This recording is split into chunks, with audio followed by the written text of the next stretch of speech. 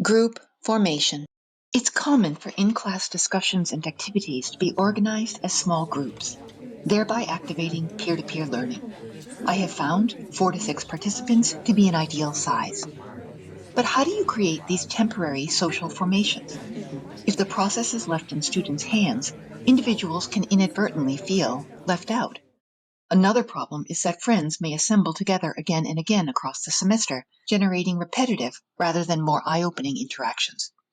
Here's what I do. Upon arrival to class, students are invited to select a small trinket which is theirs to keep.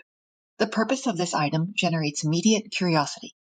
My favorite token is tiny erasers, which are charming and cheap, but wooden craft shapes, playing cards, or wrapped candies may be used.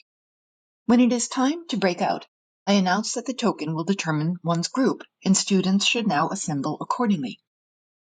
I help this process along with a slide like this. A few moments of discombobulation leads to a sense of finding one's people.